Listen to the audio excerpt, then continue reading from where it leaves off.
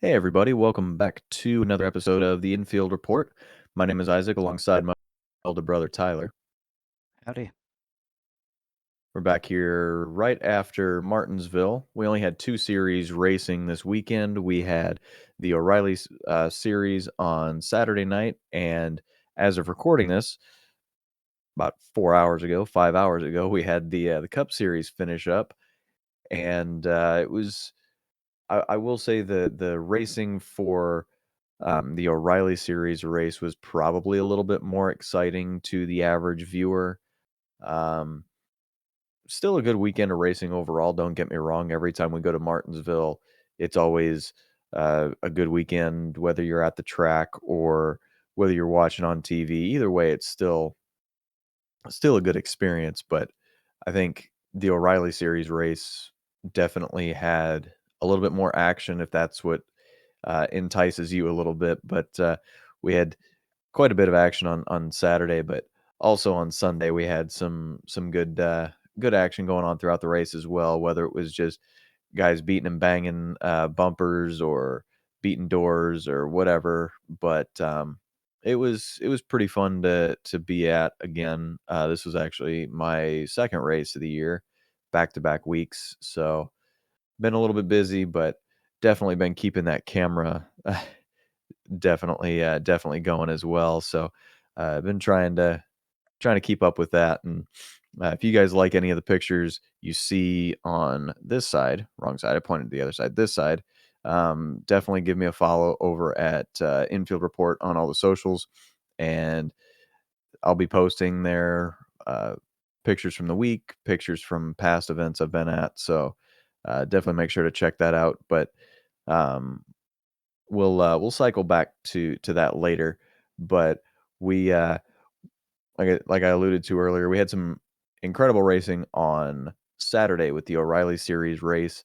Uh, I don't know if he was a surprise winner at the paperclip for you, Tyler, but, Justin Allgaier got the job done and, got himself a stage 2 win. I'm sorry, stage 1 win, and then also picked up the race win. And, what'd you think of the race on Saturday? It was pretty exciting. It was kind of a slow burner. It seemed like almost every 15, 20 laps was a caution. I think there was 13 of them, 13, 14 of them. It seemed like Yeah. you just get going, you're going to get settled into a green flag run, and another caution comes out because someone was in someone else's way. But overall, it was good. It got exciting towards the end. Overall, a good race. Oh, yeah.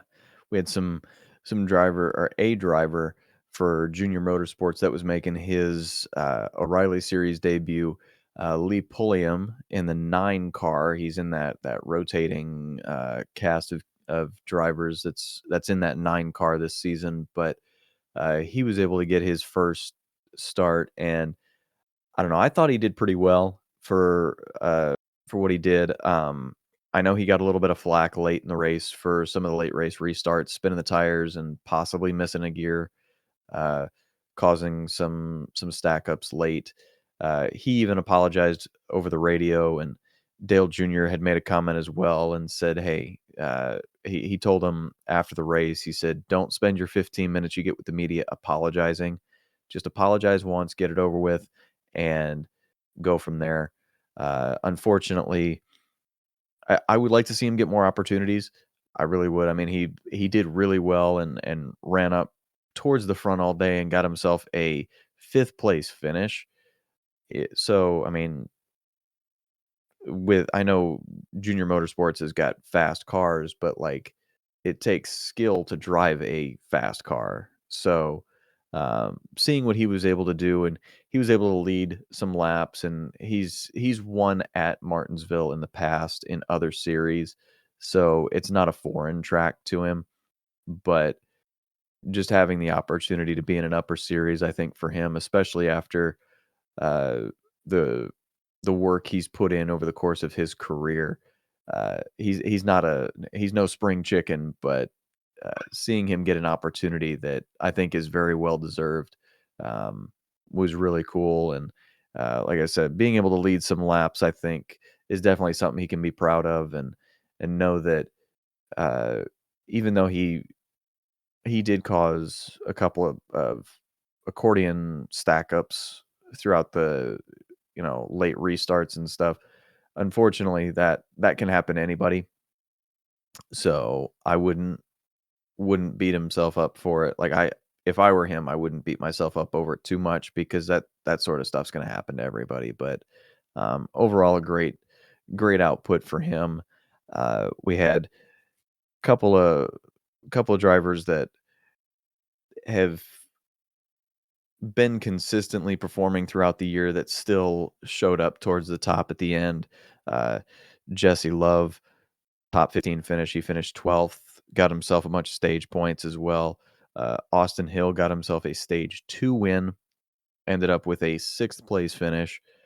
So a lot of I'll call them regulars, our veterans, still ended up at the top, but um, yet, in my opinion, not necessarily a surprise driver because this is kind of his wheelhouse. But Corey Day in the 17 with a second place finish and gathering up a bunch of stage points as well throughout the day. They, he was he was running well, and uh, I think for him it's only a matter of time that he gets a win. But um, yeah, it was definitely a good race, and like you had said, there were a couple of incidents. There was one that I know went pretty. I don't want to say viral, but it made its rounds on NASCAR social media for sure. But I think it was Garrett Smithley was the one that had the Clippy car, wasn't it, Tyler? Yeah. So Garrett Smithley with the Clippy car at the paperclip. So that was pretty fun to see. Unfortunately, he went around and there was some people that made some Windows crashing jokes. So always got to poke fun at it, but yeah, the O'Reilly Series race, especially at these half mile tracks. I don't know about uh, obviously because you race when you race sim and stuff, you race just kind of by yourself or you race against a computer. But when you do race against individuals, like it's it's such a short track that there's not really much room for you to go on it. And especially when you've got a lot of the younger guys that don't necessarily have the short track racing background, uh, it's kind of hard to prepare for something like this. You just have to go and do it in person, I guess. But Tyler, what are some of the challenges that you think definitely showed themselves at Martinsville? A lot of impatience, a lot of I need to get to the front now because back here is a problem. Going back to, racing either against a computer or people that are inexperienced, it also shows up that way too is I need to get up front now. I have a good car. People are in my way. Get out of my way. And it's the patience that needs to be learned or taught in order to get to the end of the race without making these mistakes or just damaging your car in general. Yeah. And I think part of the damage too is like, and I know we've talked about it quite a bit, but the O'Reilly cars are steel body. So when any sort of fender gets bent inwards, you're gonna have a tire rub. It's it's gonna do some damage for sure. So aerodynamics don't necessarily matter at a short track because you're only like Martinsville is a half mile. So you're not really getting up to a really high top speed. It's more so about your handling and what you're able to do firing off the corners. But um, I know compared to like I know Bristol is a high banking short track, but Tyler for Martinsville, like with it being super flat, um, is it challenging because it's so flat to get off the corners or like what especially with we saw some incidents in 3 and 4, like, what makes it so difficult in those corners, or in 3 and 4 in particular? Well, you don't have that banking to either lean on going in or lean on coming out. And it doesn't, and the banking kind of helps you get around the corner as well. With a flat track, especially Martinsville, there's no room for error. Everything's amplified. Because if you, on a bank, like for example, Bristol, you go in a little hot, you have enough time to kind of use the bank, slow down a little bit, and get up to the wall. Or if your handling's a little tight, you can kind of lean on the exit of the corner a little bit because you have all that room to kind of go up the track, and it feels like a really wide track when you got banking. On a flat track Yeah. like this, you make a mistake, you're pretty much going straight into the wall or into someone else's bumper. And that's just the nature of it. So the difference and difficulty level of Martinsville is up there. And especially with all these road course ringers, they can be really good at these short tracks because they know how to go through a corner, flat corner, get in and out a little bit better than these oval guys. Now, does some of that road course, street course racing knowing how to throttle up coming out of the corners, can you apply that strategy to, like, that little bit of curbing that Martinsville's got too, or is that just kinda one of those things you learn from the track as you go? You kind of learn it from as you go. You don't want to use the curbing on Martinsville too much, if not at all. It's just too tall. It's Yeah. counterintuitive. It's counterintuitive. It cambers your car the opposite way. In fact, it banks your, uh, it lifts your car in the wrong direction. Makes you real loose. But the road course, I'm not saying all road course ringers are going to win paper clips or, places like Martinsville, but they'll run a lot better than what you think. And they can apply the expertise of, okay, it's a slow corner. How can I get in with a bunch of people and get out without really getting into trouble? That's where their expertise can come in.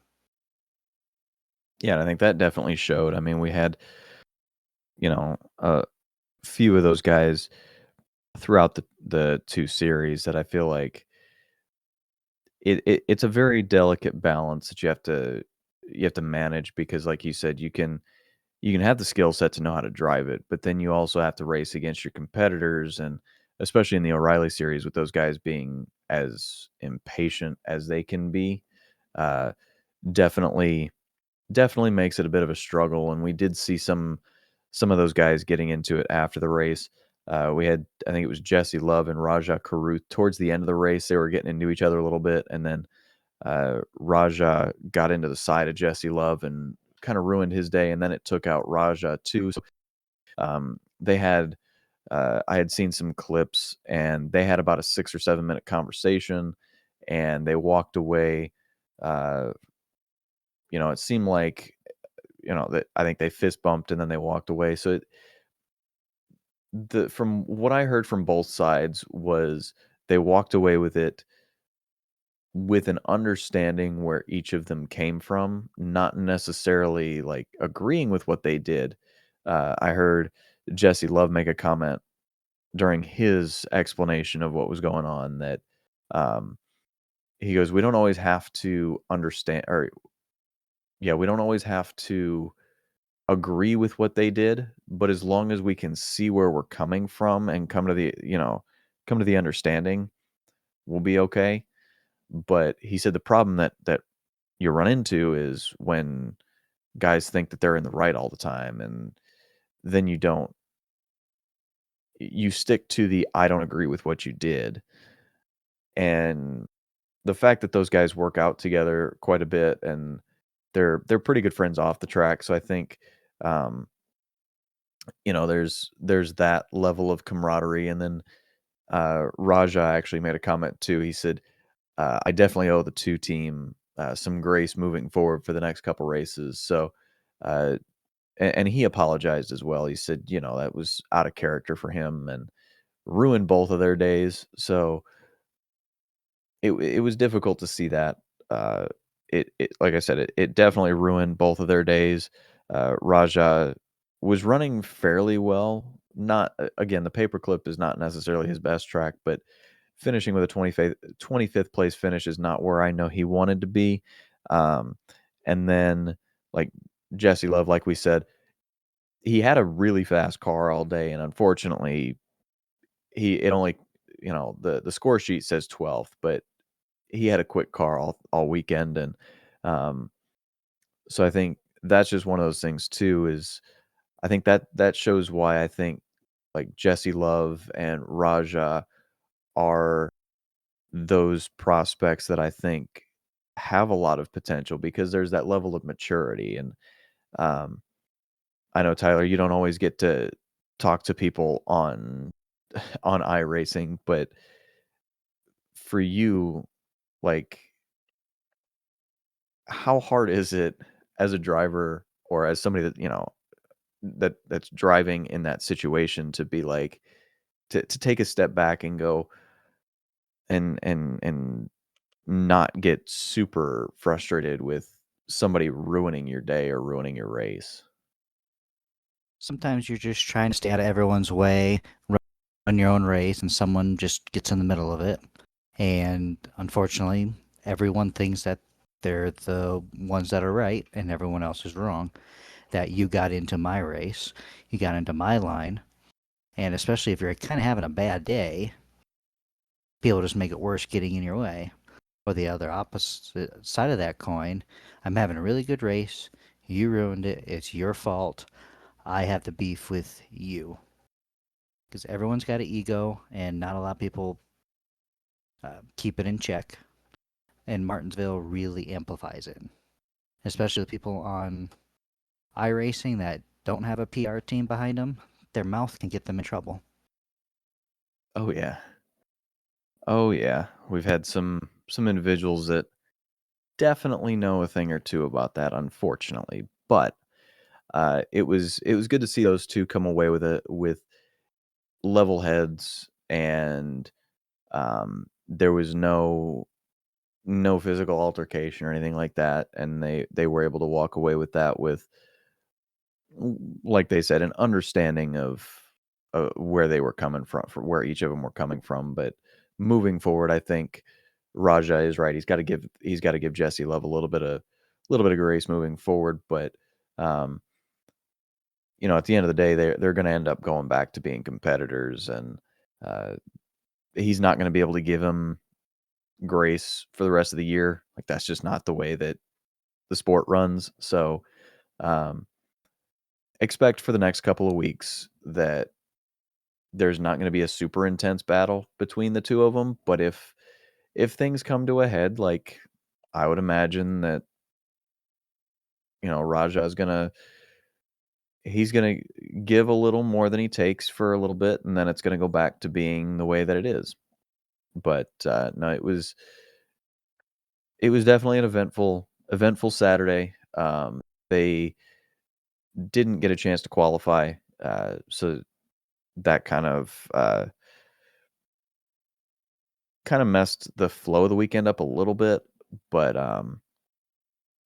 like we said, Allgaier started from the pole, won the race.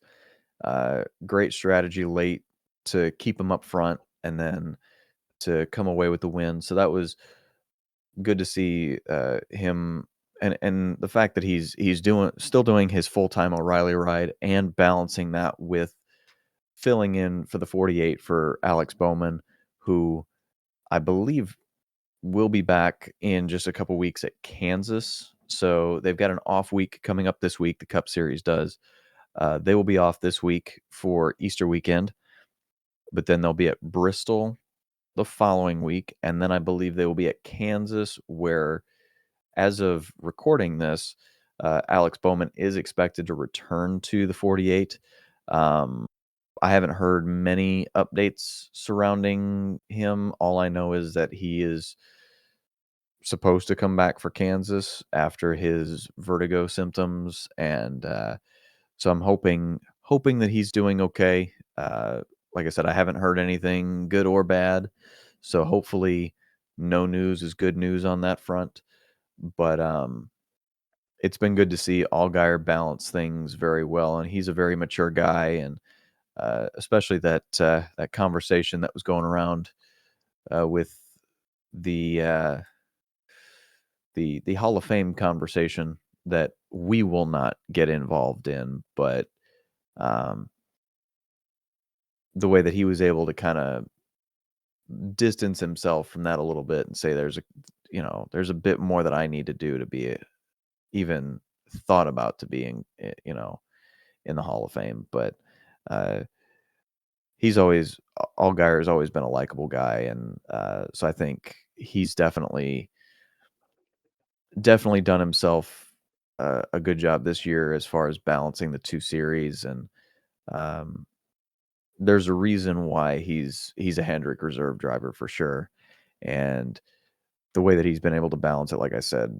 is definitely proof. Uh, but unfortunately, his win on Saturday didn't quite translate to a win on Sunday. He kind of got mired back in traffic and didn't really have the best of days. He finished 22nd in the Cup race, but he was running around fairly decent, much better than he did last week at Darlington. So there's been some improvement, but it's kind of hard to step into a car that was not necessarily engineered for you and having to drive it the way that you need to that another driver would have. So for what he's been given and the circumstances he's had, I think he's done a pretty good job. It's just not necessarily what it's not up to Hendrick standard, especially after uh, Chase decided to just go out and win the race because, of course, he did.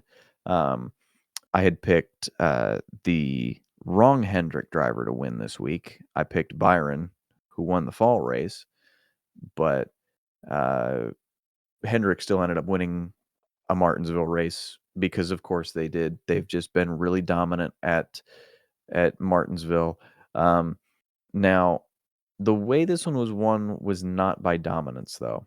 The driver that did dominate this race was Denny Hamlin. He led, I don't even remember, 200 plus laps of the race. I mean, it looked like he was going to just run away with it. And then a late strategy call ended up putting Chase Elliott out front towards the end, and whatever he had left, I don't know what adjustments were made on the final pit stop for Denny Hamlin, but Denny just didn't have enough to get by, and Chase ended up coming away with it. But I know as a fan in attendance, it's a little bit different than watching it on TV. But Tyler, how was the viewing experience for you at home? It was a really decent race. Stage 3, it was really boring up until then. Just everyone kind of riding around, and I almost said out loud, "Hey, everyone who has started the race is still in it."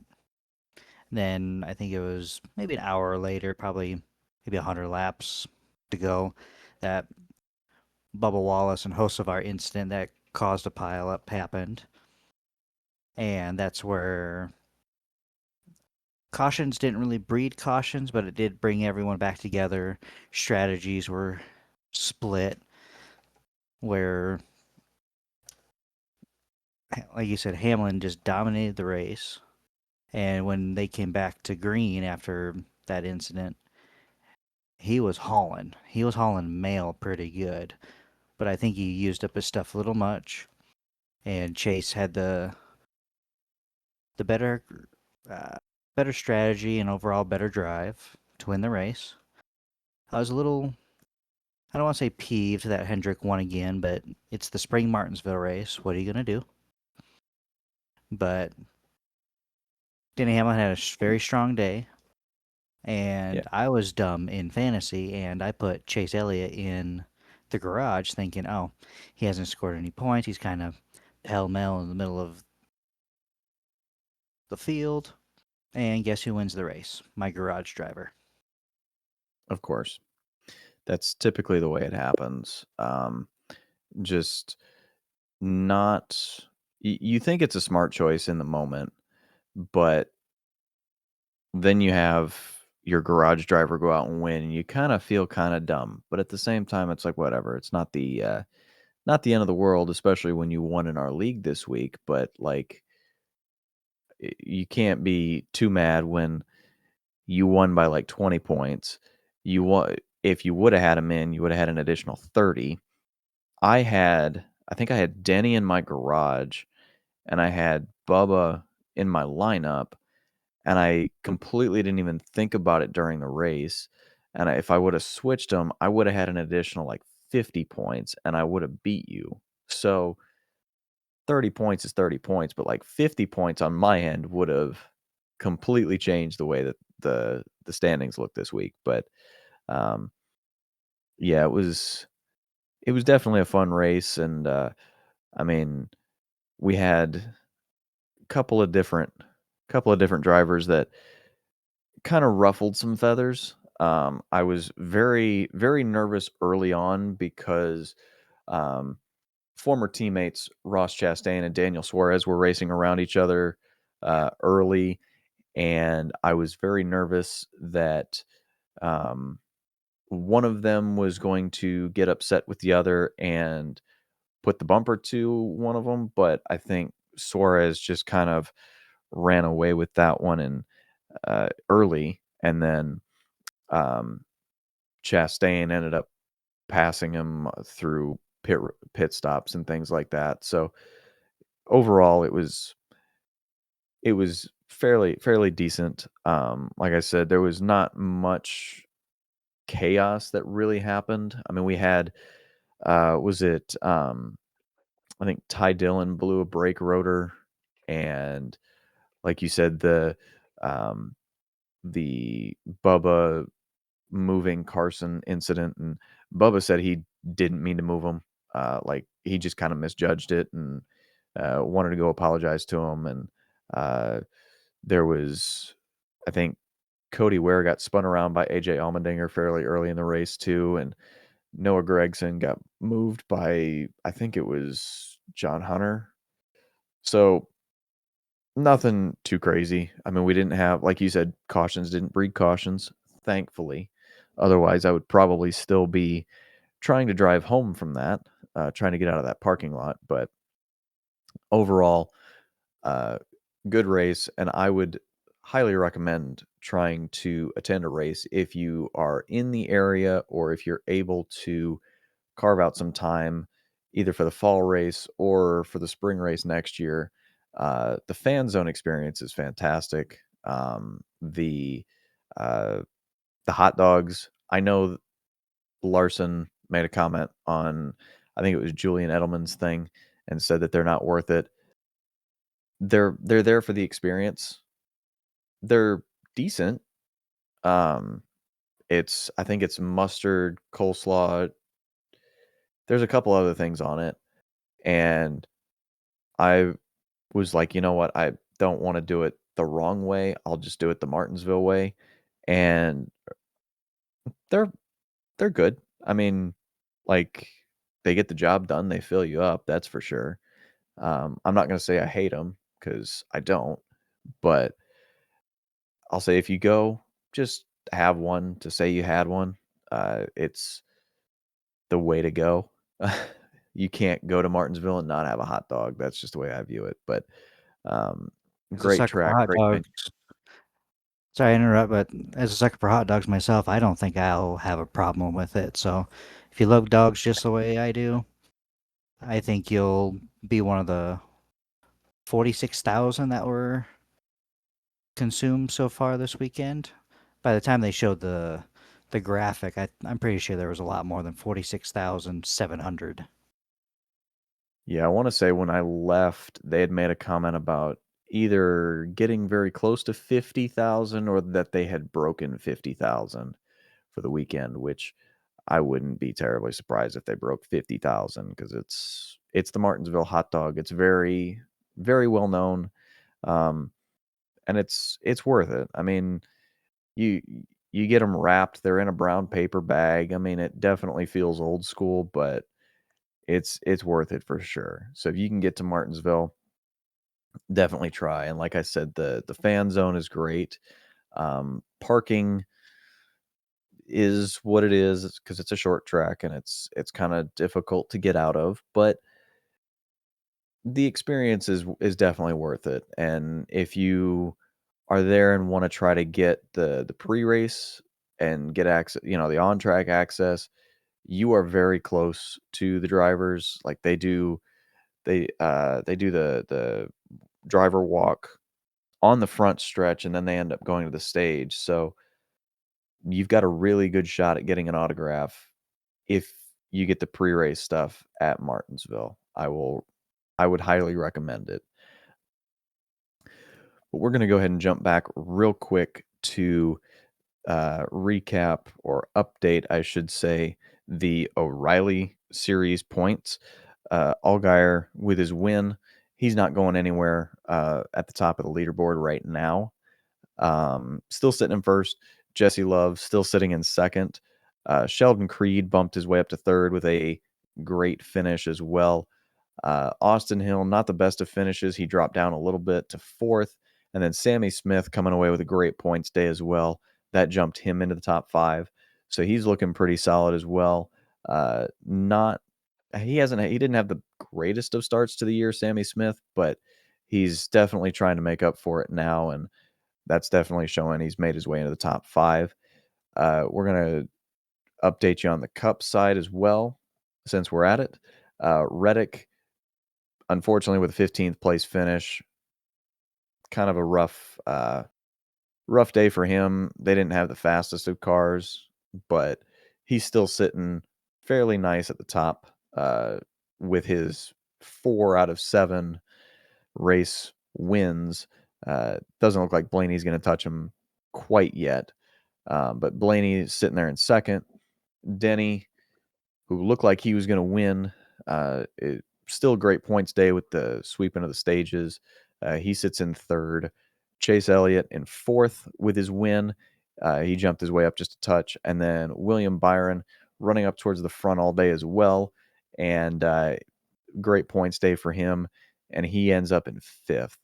There was an interesting statistic that was said on the MRN broadcast that Denny Hamlin has swept the stages at Martinsville 9 times in the stage era, but he's only won the race twice in those 9 sweeps. So not the best of odds, but uh, still able to come away with a great points day.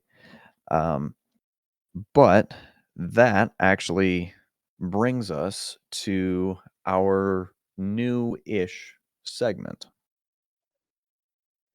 Well, we all know the winner gets the glory at the end of the day, but not every story ends in victory lane. Some performances are to be hung on the fridge, others you'd rather kick to the curb. Welcome to Fridge or Trash. Let's start with the Xfinity series. Excuse me, the O'Reilly series. Still gonna Who's take some time getting used to that. yeah, we're how many races in and I still have to catch myself 10 times. But who's your fridge pick for the week? So starting with the O'Reilly series, I would I don't know. I'm torn between 2 drivers. I I'm I wanna give it to Corey Day because he's had a great season so far, and he finished second in the race, like I mentioned earlier.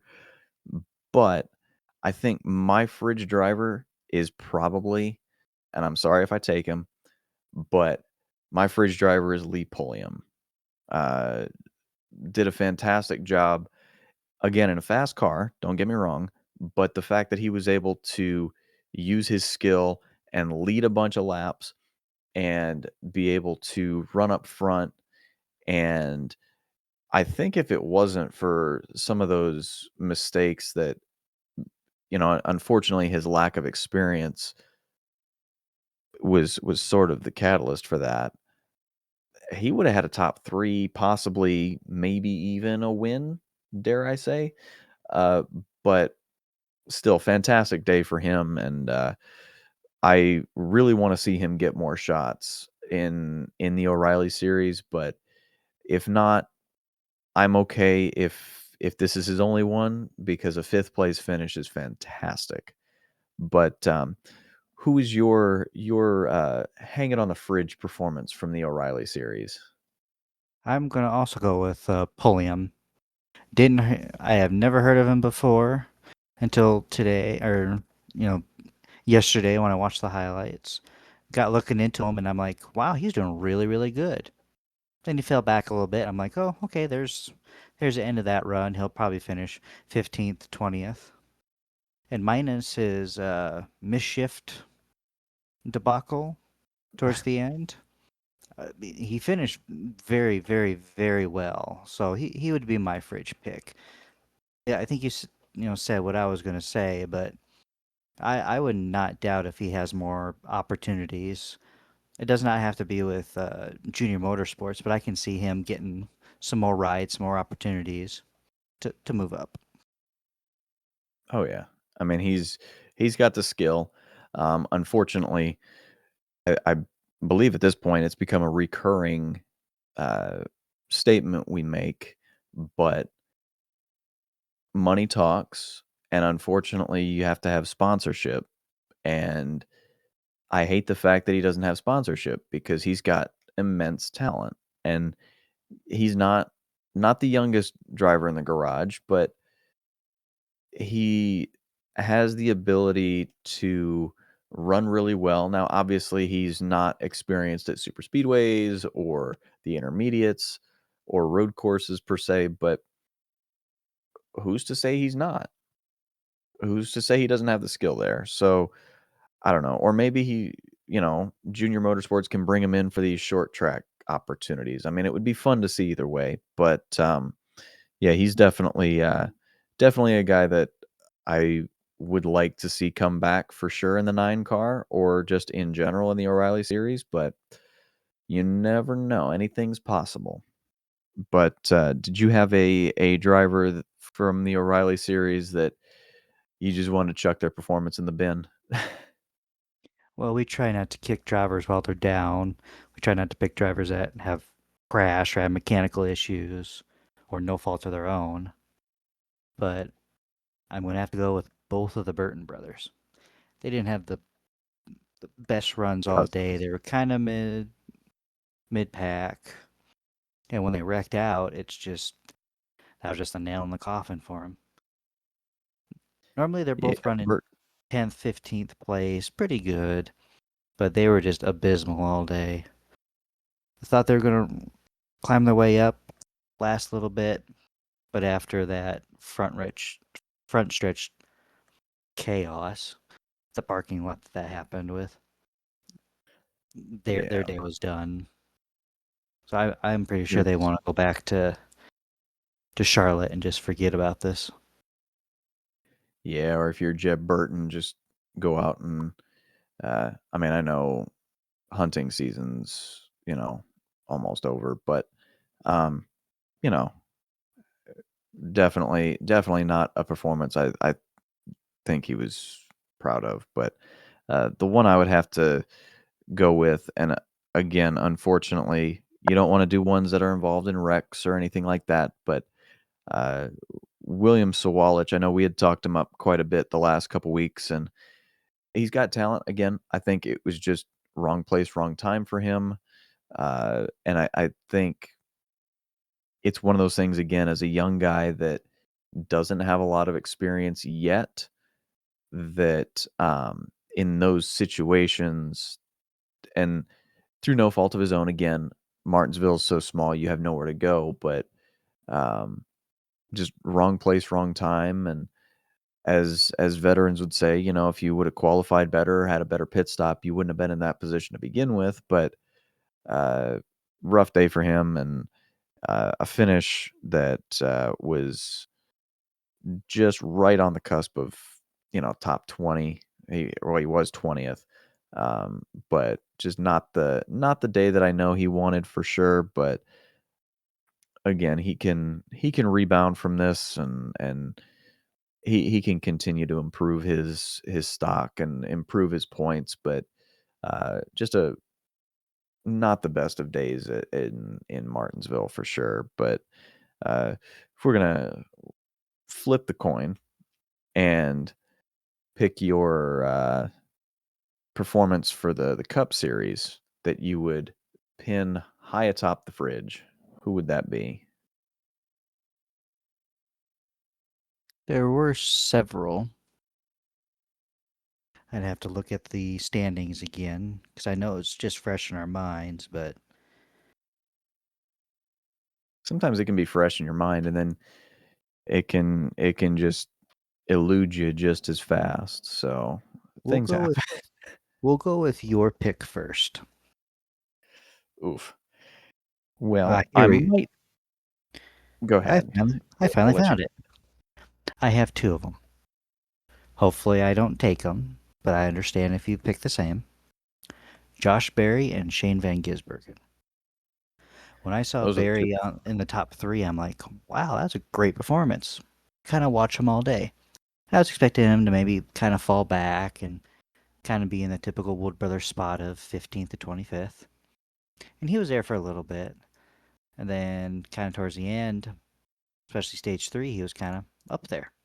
I'm like, well, I'm kind of watching him. He flowed around 8th to 12th at one point, and so did Shane Van Gisbergen. He had a little bit of an up and down day, but through good strategy and, like I said before, he's a road ringer. He knows how to get into chaos, stay in chaos, and get out of chaos without really getting touched. So Yeah. he knows how to pass people. He knows how to save his tires, save his stuff, and that did give him a good 11th place finish. So I'm those are my two top picks. Yeah, I was gonna go with SVG as well, but because you took him, I'm actually gonna change mine because I think the two that were right below them, Ryan Preece and his teammate slash car owner, Brad Keselowski, were both they both had great performances as well today. Uh, Ryan Preece, not the best of qualifying positions. Neither was Brad Keselowski. They both out qualified outside the top 15, but um, they both like Ryan Preece is a short track guy, and I had put him in my lineup because I mean he won the Clash, but historically he's been really good at these short tracks anyway, and they were able to make those gradual improvements over the course of the race. And then Brad, I'm just giving him props because number one, it was his 600th career start today, this week. And would we say that was he is the 35th driver to reach 600 career starts in the Cup Series. So rightfully so, we ought to give him his flowers, and especially the fact that he made his 600th start and he's not 100% yet. He's still using his cane to get around, just a little bit. There were when he did his driver intros, I don't think he had his cane, but when he was doing some stuff out in the fan zone, he had his cane with him. So he's still not 100%, but the fact that he was able to make his not miss any races at all this year and get to his 600th career start, fantastic job and gutsy performance, especially at a track like Martinsville, where you got a lot of gas, brake, gas, brake. I mean, there's a lot of movement going on and beating and banging and stuff like that. And he came away with a 13th place finish, so he was able to put on a performance and um, show that he's he's definitely tough. I mean, he may be getting up there in age and getting towards he's on the back half of his career now, but he can still wheel it, that's for sure, especially at a difficult track like Martinsville. But if we're gonna flip the coin one more time here, and we'll flip it back to you, Tyler. Who was your driver performance you would have rather tossed away and forgotten about? Uh, I'll probably have to go with. Um, it's kind of difficult because everyone's kind of finishing where they would normally be on Martinsville and short tracks, minus the ones that have wrecked out. But the one that was kind of lower than I thought was I'd probably have to say Noah Gregson. Probably throw his performance in the trash. He's normally a lot higher than that, a little bit better performance. Fords are usually very decent at Martinsville. I didn't see him a whole lot. In fact, I don't think I saw his car at all on track.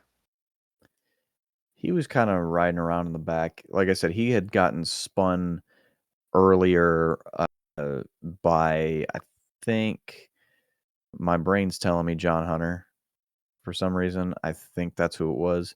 It got into him in 3 and 4 and turned him, and, unfortunately, that put him a couple laps down, and he ended up finishing 3 laps down back in, 28th and just couldn't really do anything with it and couldn't really get out of the hole that had been dug.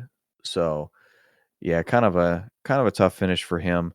Uh, I'm gonna avoid and this is gonna be tough for the year, but I'm gonna try to avoid Kyle Busch as long as possible just because I know they don't have the best, situation going on right now as far as their on-track performance goes, and especially with the interviews he gave over the weekend, not sounding like the happiest of campers.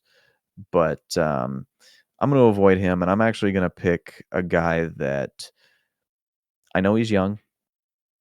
I know he hasn't started in the Cup Series very much, but, Connor Zilisch was another one that kinda just was a non-factor all day, uh, and I don't know if it was because he was as conservative as he was, um, but just not having pace.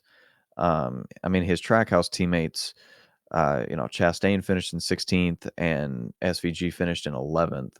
So neither of them really had a ton of speed, but they were up there and they were competing. I mean, Chastain stayed out on strategy and led for a bit, but Zilich, I think, kind of a disappointing run, but again, he's still kind of learning. And it was like you said, it's kind of difficult to pick this week just because everybody kind of went where they where we thought they would be. So it's kind of tough, but I would have to go with Zilich because he's one of those that he's young and still learning, but at the same time, you kind of expect a little bit more from him. And I don't know if that's kind of an unfair thing to think at this point, but um, that would have to be my unfortunate performance to throw away for the week. But yeah, that was a tough one to pick. But like I said, I want to try to avoid Kyle as much as possible. Uh, it was interesting. I was talking to um, at the tweet up today. We got talking in several different groups about Kyle Busch and unfortunately where he stands and stuff. And both Jordan Bianchi and Jeff Gluck think that he could end up at Spire in the 7. Whether or not he replaces, I mean, he would end up replacing Daniel Suarez, but um, kind of a difficult season for him so far, and for Kyle Busch that is. And like I said, with the interviews he gave this past weekend, not the happiest of individuals, so hopefully things can turn around for him because again, I feel bad for him. Like early in his career, he was a villain. He was not very liked. Some people still don't like him, but as he gets older, he's a guy that I want to see get at least another win. Like I don't want to see him go completely winless for the rest of his career, but like it's rough watching the decline, especially in a team that was once one of the best in the sport, and then now with the way that these next gen cars are and everything is spec now, and it seems like there doesn't want to be as there's not as much innovation as there needs to be at that in that building, but I don't know, I'm just an outsider looking in. I don't know a whole lot, but hopefully there can be some changes made to get those cars some speed or at least give them both speed and not just one. So, um, I don't know. What are your thoughts on Kyle Busch's situation? Well, just like Jack Roush quite a few years ago, almost in the same situation where they're just in a rut. You have all these great talent. You have cars and strategy that just suck. RCR is very old school to where it's this way has worked. It will work if we keep busting down the door. And that's not the sport anymore. You have to evolve. You have to adapt. You have to spend money to make money, unfortunately.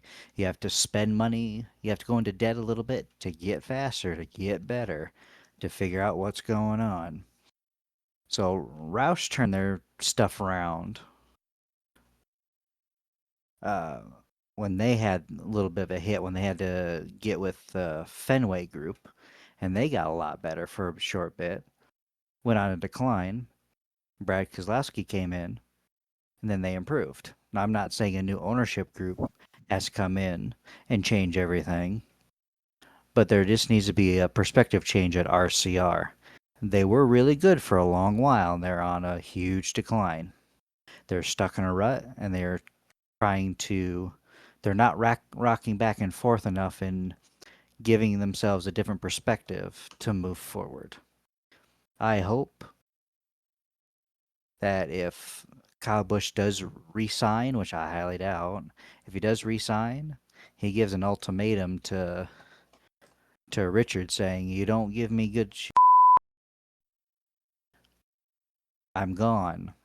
I'll give you one more chance." Sorry for the swearing, but I think that's going to be the words he's going to use.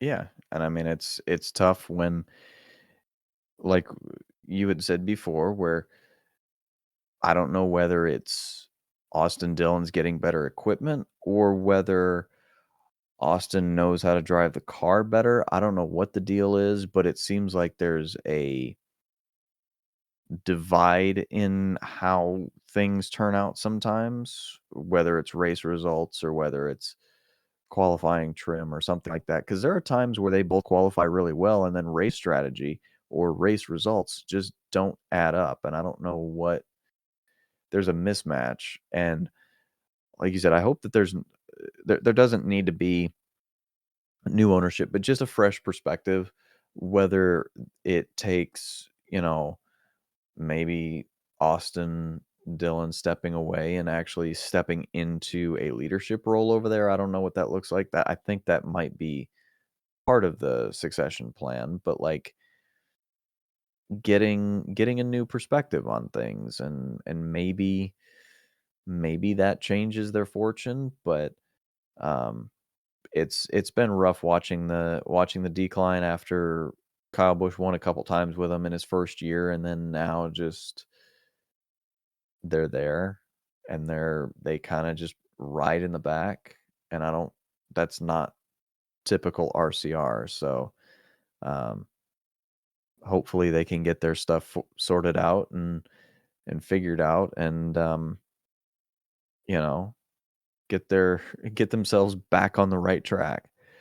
But we we'd be remiss if we didn't mention speaking of ownership and things like that, would be remiss not to mention that Darius Rucker and a part of the management group he is a part of, or the investment group that he is a part of, bought a stake in Legacy Motor Club. So Hootie now owns a car, 2 cars actually, and, hopefully that'll bring some attention and some potential sponsors and a different perspective. I know Legacy has kind of been on they're on a slow rise. It's not been, dramatic or anything by any means, but they're getting slightly better, I think.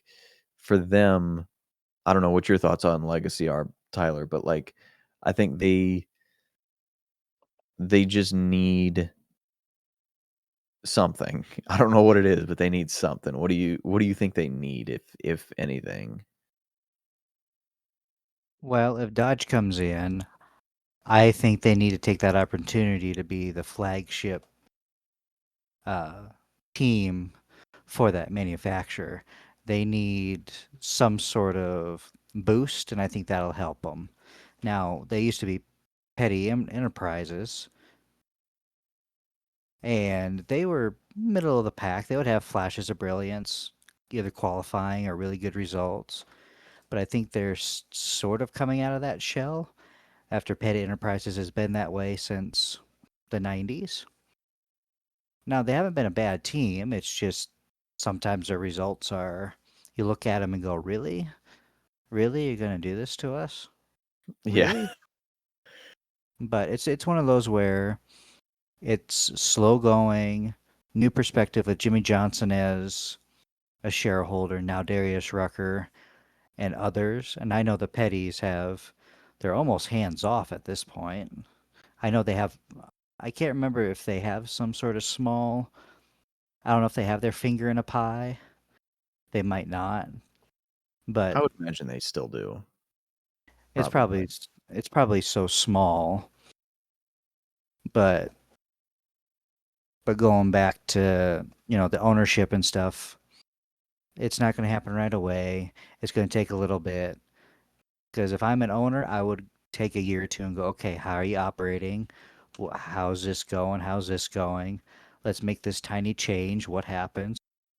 That worked. Let's try another one. That didn't work. Okay, let's go a different direction. I wouldn't come in and try to change a whole bunch because that's how you get people to walk away. That's how you uh, get the team to just collapse and implode on itself when we don't want that.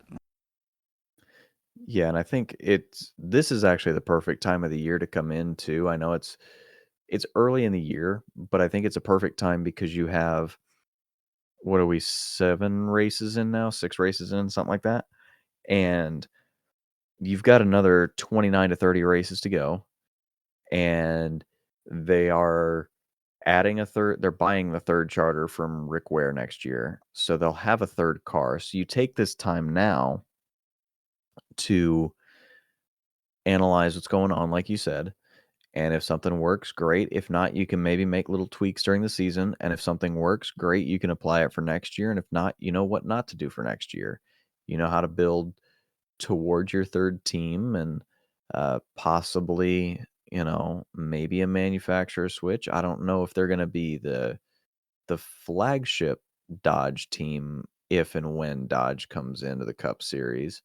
Uh, my only question is it going to be a team like Legacy, or is it gonna be a team like Colleague, who's already got the affiliation of the Truck Series? I don't know, but, um, there's there's that potential that they switch manufacturers.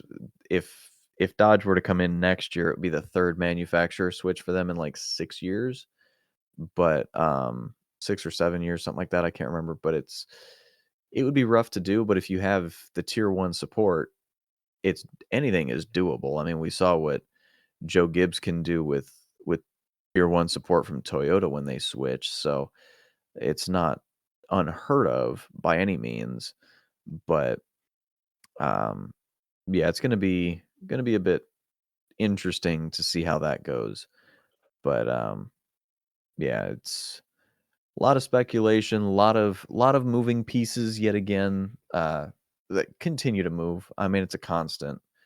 constant rotation of the sport. But again, that's what we love. So we we'll be here to try to update you through all of it as much as we can, as much as we can track and follow. But we appreciate you guys for listening and following along and tuning in again. We definitely hope to see you back next week. And like I said, if you liked any of the pictures that we're cycling through, give us a follow over there at Infield Report. I'll be posting more throughout the weeks and months coming up. And like I said, if you have any more questions, I've got my email will be listed down as well, in the comments as well. So feel free to reach out if you want to any pictures or any other questions. Feel free to reach out. But again, we definitely appreciate you guys for listening, commenting, subscribing. If there's anything we missed, let us know down there in the comments.